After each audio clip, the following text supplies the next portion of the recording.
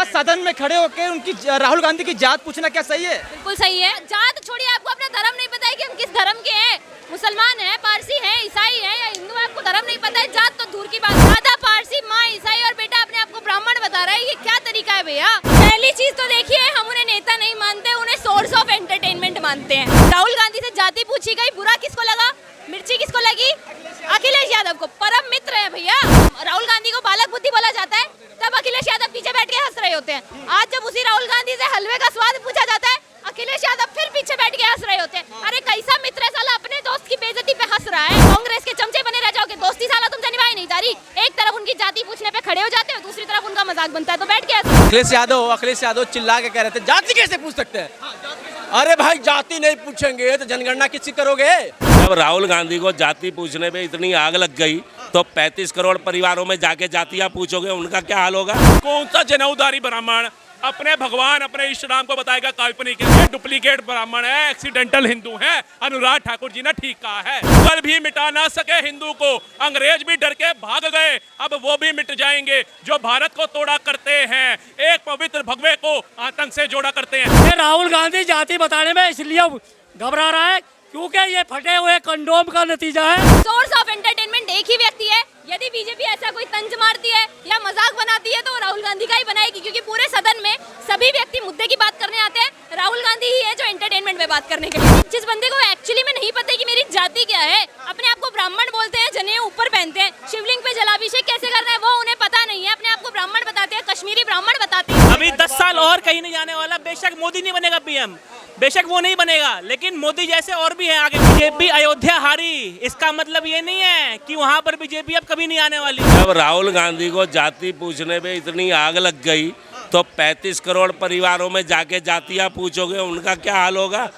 पूछो जरा राहुल गांधी से। अगला बंदा वो 80 करोड़ हिंदू को गाली दे रहा है पार्लियामेंट के अंदर, जहाँ से संविधान बनता है। और आज की बात नहीं, वो हर दफे हिंदू को गाली देता है। ठीक है, कभी तो आप झुग्गी में चले जाते हो, कभी बस्ती में चले जाते हो। आप किसी की जात पूछने की आवश्यकता क्या है? आखिर आप जाति जनगणना के खिलाफ हैं, वैसे आप राहुल गांधी के जात। आप मैं एक समय चैलेंज करता हूँ, आज हमारे मुसलमान भाई भी ना आप संभल रहे हैं। वो जो इन्होंने देश को बांटा था ना, देश में फूट करो राज करो। आप देखो ना 2014 से पहले यहाँ आप खड़े नहीं हो सकते थे। सीलमपुर में जाओ, आप अभी तुम्हारे यहाँ चलो, निजामुद्दीन चलो, जितनी भी मुसलमान बस्ती है मेरे साथ चलना आप अपने मैग लेके। साहब हिंदू वहाँ जो है ना, मुसलमान हमारे क्षेत्र में आ जाएगा, सेफ रहेगा। आप मुसलमान के इलाके में चलो जो आप, मैं मान जाऊँगा आपको। बोलो। कांग्रेस का 25 साल का जो है ना राज, हम सब ने देखा है और हमारे मतलब क्या कहते हैं पेरेंट्स ने भी देखा है, इसलिए अब कांग्रेस कहीं नहीं आने वाली। धीरे धीरे ये पार्टी खत्म होने वाली है। भैया ना लोकतंत्र खतरे में, ना संविधान खतरे में, सियासत में पड़े सारे बेईमान खतरे में, ना हिंदुस्तान खतरे में, ना मोदी सरकार खतरे में। हमें तो लगता है ये गांधी खानदान का ना राहुल गांधी को बिल्कुल सुल्तान, ना राम खतरे में, ना रहमान खतरे में, भ्रष्टाचार से कमाया हुआ हराम का माल खतरे में।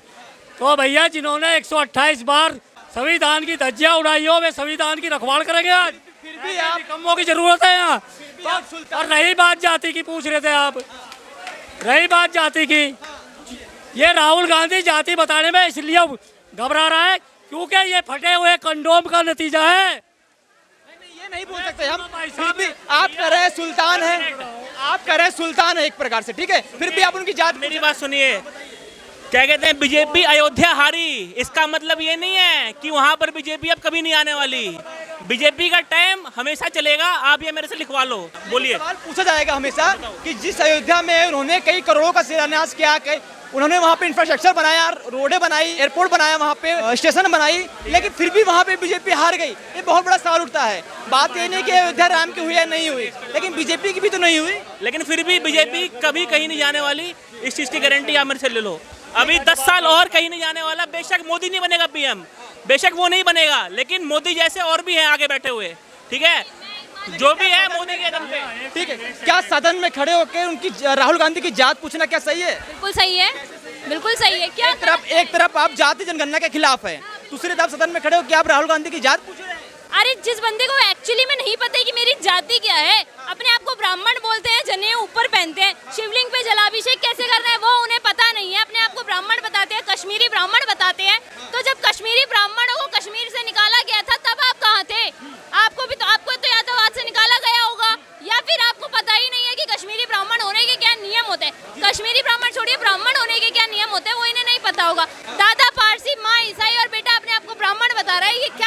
भैया, आपको एक्चुअली में नहीं पता। आप जात छोड़िए, आपको अपना धर्म नहीं पता है कि हम किस धर्म के हैं। मुसलमान है, पारसी है, ईसाई है या हिंदू है, आपको धर्म नहीं पता है, जात तो दूर की बात है। फिर भी आपको कोई गुस्सा नहीं आता? आपके विपक्ष के नेता हैं बहुत बड़े, उनको सदन में गाली दिया जा रहा है, आपको क्रोध नहीं होता? पहली चीज तो देखिए, हम उन्हें नेता नहीं मानते, उन्हें सोर्स ऑफ एंटरटेनमेंट मानते हैं। सोर्स ऑफ एंटरटेनमेंट है वो पूरे सदन में। दूसरी बात, अनुराग ठाकुर ने नाम लेके नहीं बोला। अब वो कहावत है ना, चोर की दाढ़ी में तिनका, तो जिसको अपना लगा होगा कि हाँ भाई मेरे लिए बोला गया है तो मिर्ची लग गई, तो नाम लेके नहीं बोला गया था, पर आपने अपने ऊपर ले लिया, तो इसमें अनुराग ठाकुर की तो गलती है नहीं। क्या कहते कुछ लोगों का ना अपने अंदर से होता है भाई, तेरा हमने मतलब क्या कहते नाम नहीं लिया, लेकिन फिर भी अरे भैया इसने तो मतलब क्या कहते मेरे बारे में ही बोला होगा।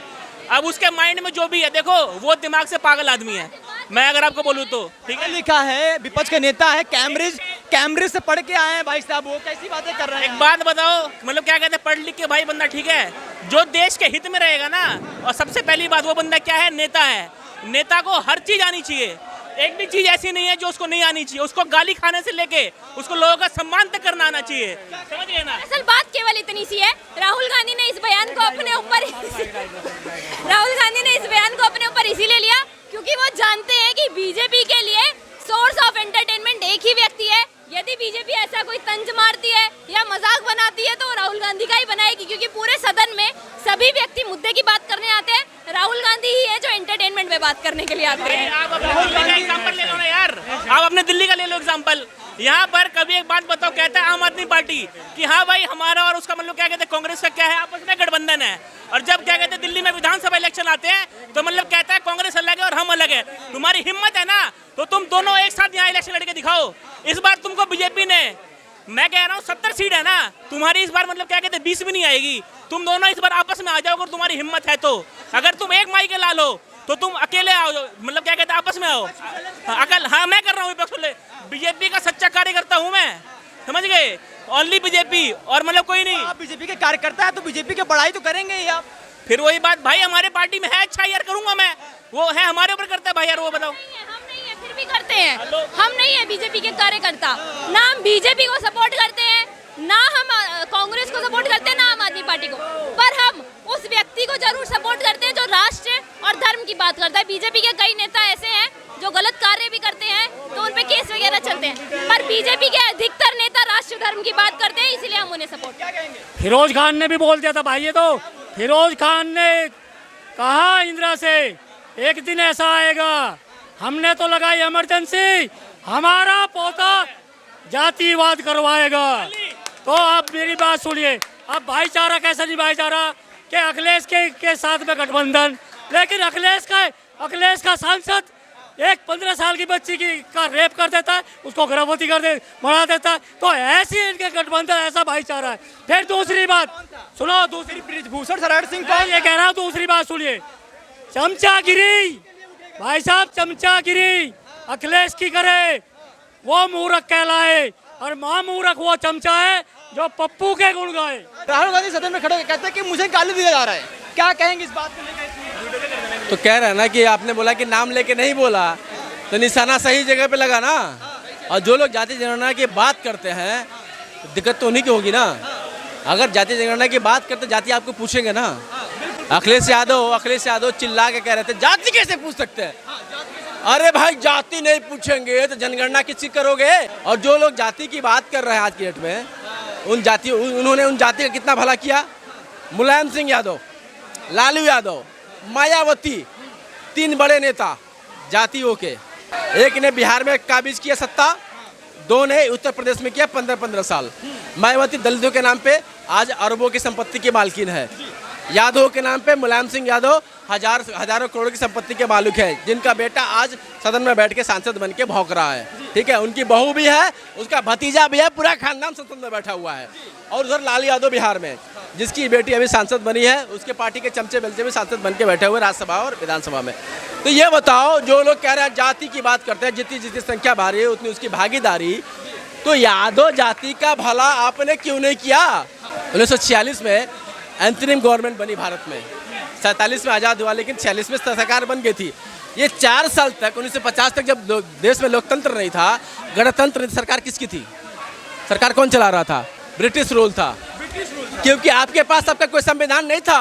राहुल गांधी से पूछो ना। आर्टिकल 372 में एक चीज लिखा गया है स्पष्ट रूप से कि संविधान भले ही बनेगा लेकिन रूल चलेंगे ब्रिटिश शासन काल के ही रूल चलेंगे। अंग्रेजों का दलाल कौन है? काले अंग्रेज कौन है? ये दूसरों को कहते हैं काले अंग्रेज। अंग्रेजों का दलाल तो है ना। इटली की औलाद कौन है? इटली से किसकी अम्मा आई है? और मामा क्वात्रोची कहाँ के थे? एंडरसन कहाँ गया? भोपाल गैस त्रासदी वाला उसने किसको बचाया? उसको किसने बचाया? इसी कांग्रेस सरकार ने। संस्कृति को अपनाया है उन्होंने। अगर वो बात कर रही है देश में इमरजेंसी है, अरे इमरजेंसी छोड़ो, 75-77 छोड़ दो। 84 में क्या हुआ? इंदिरा गांधी की हत्या हुई थी, गलत है, लेकिन सिखों को 10,000 सिखों को मारना और 85 में भोपाल गैस त्रासदी में आज भी वहाँ के लोग पीड़ित हैं। वहाँ पे जो गैस रिएक्शन हुआ था वहाँ पर आज भी पीड़ित है। वहाँ लोग मरे थे, उसके हत्यारे को किसने इस देश से बाहर किया? ये लोग थे राहुल गांधी के मामा के फैमिली से, क्वात्रोची। राहुल गांधी अपनी जात बताना क्यों नहीं चाहते हैं भाई? आज वो कहते हैं कोर्ट के ऊपर जनेऊ पहन के घूमते हैं। बीजेपी का क्या स्टैंड है जाति जनगणना पे? बीजेपी का क्या स्टैंड है जाति जनगणना पे? बीजेपी का प्रवक्ता हूँ क्या मैं जनता हूँ। बीजेपी पूछ क्यों रही है किसी का जाति? मेरे हिसाब से ना एक बार जातीय जनगणना होनी चाहिए, सारी जातियों का क्लियर होना चाहिए और राहुल गांधी अपनी जाति बता दें। क्योंकि सुनो उनकी जाति बताने में बड़ा मुश्किल है। क्योंकि उनकी दादी वो पता नहीं कौन सी थी, मेमुना बेगम, और उनके पिताजी वो क्या कहते हैं, फिरोज गांधी पारसी। पिताजी फिरोज गांधी, माताजी कैथोलिक हैं, क्रिश्चियन हैं। और ये कौन से जाति के हुए? ये तो बड़ा मिथ है भाई, ये तो पता करना पड़ेगा। यार ये बात बताओ, सारा का सारा जो है मतलब क्या कहते हैं, खानदान आ रहा है इसमें, है इसमें मतलब क्या कहते हैं भाई, मतलब पूरा वो क्यों आ रहा है? बताओ ना, खानदान क्यों आ रहा है? ये क्या है भाई? राजनीति है ना। औरों को तो बीजेपी ने यदि SC/ST को दबाने का कार्य किया है तो मुझे इतना बता दीजिए कि राष्ट्रपति कौन है? फिर कौन है राष्ट्रपति? ट्राइबल कम्युनिटी से है ना? हाँ, ट्राइबल कम्युनिटी से है ना। आप बीजेपी के ऊपर इल्जाम लगाना बंद कीजिए। मेरे पास केवल इतना है कहने को, राहुल गांधी से जाति पूछी गई, बुरा किसको लगा? मिर्ची किसको लगी? अखिलेश यादव को। परम मित्र है भैया, घनिष्ठ मित्र है। वो कहावत है ना, चोर चोर मोसेरे भाई। यही मित्रता आपको उत्तर प्रदेश में देखने को भी मिली होगी। कहाँ पे? उत्तर प्रदेश में। हाँ, मैं मित्रता बताती हूँ ना। यही मित्रता जब बालकवादी को, उसको राहुल गांधी को बालक बुद्धि बोला जाता है, तब अखिलेश यादव पीछे बैठ के हंस रहे होते हैं। आज जब उसी राहुल गांधी से हलवे का स्वाद पूछा जाता है, अखिलेश यादव फिर पीछे बैठ के हंस रहे होते हैं। अरे कैसा मित्र है साला, अपने दोस्त की बेइज्जती पे हंस रहा है। ऐसे लोगों के लिए एक ही मैं लाइन कहना चाहूंगी, भड़ास कहाँ तक पाली जाए, गुलामी कहाँ तक टाली जाए, तू है चमचा कांग्रेस का, चाट जहाँ तक ना ली जाए। तो यही बात अखिलेश यादव पे सूट होती है कि तुम तो चमचे ही रह जाओगे, कांग्रेस के चमचे बने रह जाओगे। दोस्ती साला तुमसे निभाई नहीं जा रही। एक तरफ उनकी जाति पूछने पे खड़े हो जाते हो, दूसरी तरफ उनका मजाक बनता है तो बैठ के हंसते हो। दोगले दोस्त बोलते हैं ऐसो को।